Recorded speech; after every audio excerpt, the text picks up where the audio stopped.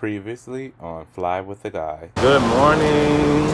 It's go home day. If I get my life together, maybe we can talk about standby travel. Whenever possible, avoid peak travel times and try to travel during off-peak hours, such as like the middle of the week. Tuesdays and Wednesdays are usually light travel days. Standby passengers often find out if you have a seat only minutes before the flight departs. Staying prepared, flexible, and calm can really maximize your chances of just having a smooth standby travel experience. I had so many plans, and this is why you don't make plans, because I woke up this morning, whole schedule to change. Whole trip is gone. I've been trying to make my wallet fold all day. Cashing in my dreams, big payout. Underneath my money tree, big shade. Hey freaking flies, welcome back to another video on the channel. Coming to you live from the crash pad where I last saw you yesterday. Today we're starting a 3-day charter trip, which is a revision to the 8-day charter trip that I was supposed to have, which was a revision to the 2 trips that I got rid of to pick up that 8-day charter. Congratulations, you played yourself. Should have kept my trips. I'm a little salty about that. You know, I be out here trading and swapping and dealing, and sometimes it's like gambling. You take some chances sometimes. This time, it did not pay off. We're starting the charter trip tonight. It's 2 flights. We're working 1, and then deadheading. We will end up in Paris tonight. Well, not tonight, tomorrow afternoon when everything is said and done, we'll be in Paris, which will be cool because I have not been to Paris since, I want to say this vlog, back in May. It's been a very long time.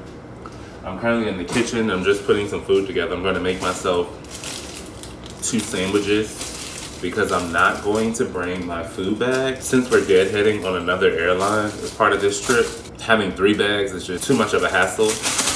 I'm just going to take my smaller carry-on bag, which is like the preferred size for Europe, and then I'm going to bring my tote bag as my personal item.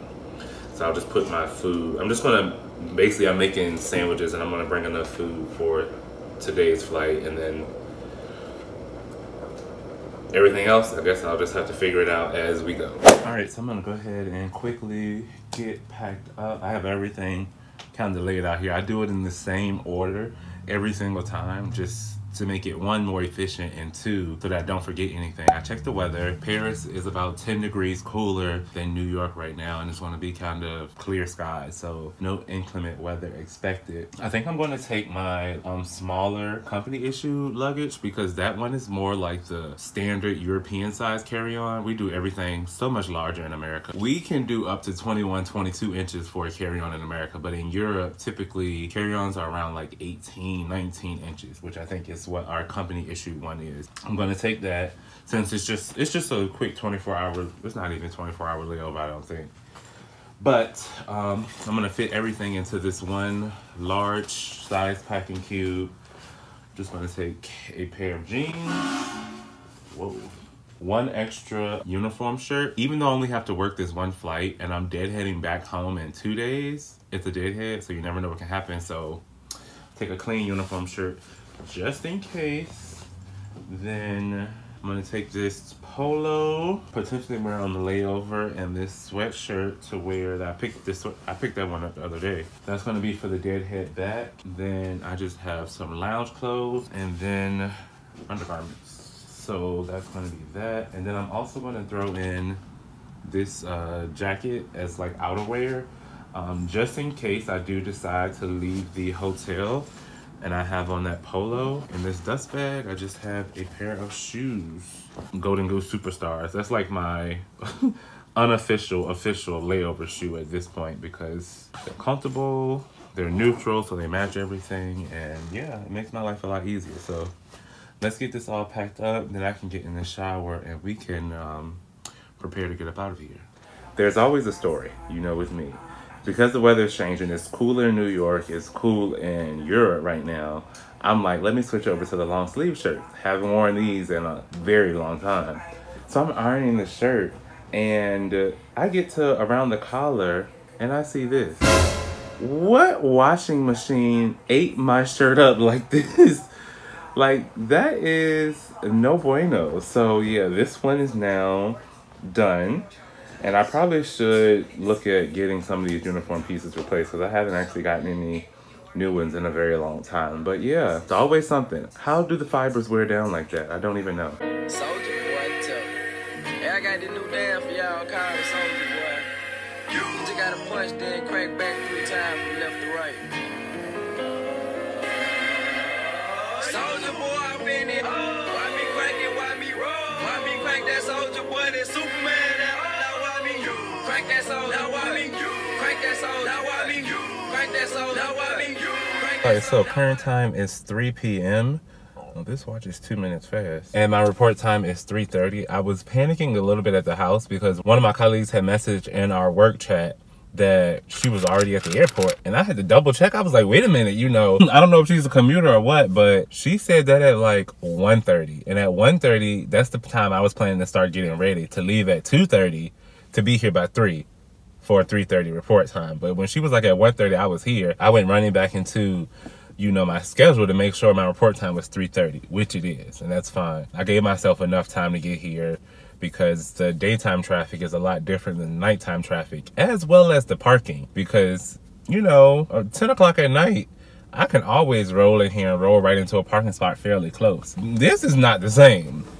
Like, no, not at all. But I am going to take the time while I'm on the train to look over some things, because working with the charter, we follow our same like safety procedures, but there are some things that are different, specifically with service. Like everything with service is almost completely different. And then I think on this particular charter, we have UMs, or we might have UMs, I don't know. And UMs, which are unaccompanied minors, we don't carry them on our regular commercial flights. So that's not something we usually do. So I just need to read up on all of that information and make sure I'm set on it. Our purser did ask for positions, and then she kind of went in and pre-assigned them just so people could look over the duties associated with their positions, because it is different and not, you know, outside of the norm of how we normally operate. So I'm going to be working in the back of the aircraft in the 4 left position. And this particular service, the modified service that we're doing, I'm used to it because it's the same one we did last winter when I was working charter. And I think there's only like 3 people on this crew who were on the charter team last year, and everyone else has never done it. So that should make things really interesting tonight. But I'm about to go ahead and get into this airport. We're actually going on a different terminal too, so I need to pay attention to that and make sure I get off the train at the right terminal, or else I'll be riding in a loop around JFK, and ain't nobody got time for that. It's my first time working in October, and I don't have any pink. It's Breast Cancer Awareness Month, Pinktober as we refer to it. And I don't have any pink, nothing to reckon, no ribbon, no pin, no nothing. I am just out here raw dogging Breast Cancer Awareness Month, and I need to do better. That's it, that's all. Y'all ready? Let's go to work.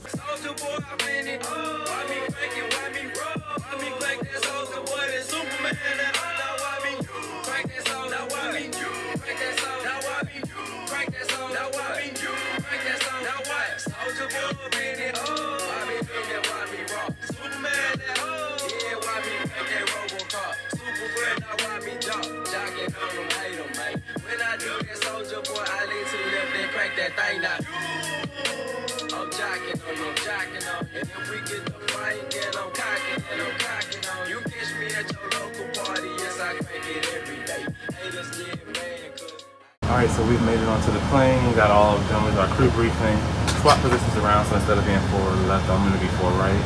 That is cool. We're not full tonight, which is nice. It's going to take us 7 hours and 15 minutes to go from New York to Milan. Should get there around 8 a.m. And then I guess, yeah, nothing else to really talk about. It feels weird, but also vaguely familiar to be back in this setup. So that's it, that's all. Let's go to Milan. Hey, editing Brandon, pop it in here. So I'm still getting in the hang of Vlogtober, and I did not remember that this vlog would be ending while I was in the air. So this is me closing out today's vlog. I am somewhere in flight over the Atlantic, and we will start tomorrow's vlog with me arriving in Milan. Thank you all so much for watching. I'm Brandon, I'm a guy who flies, and I will see you all tomorrow.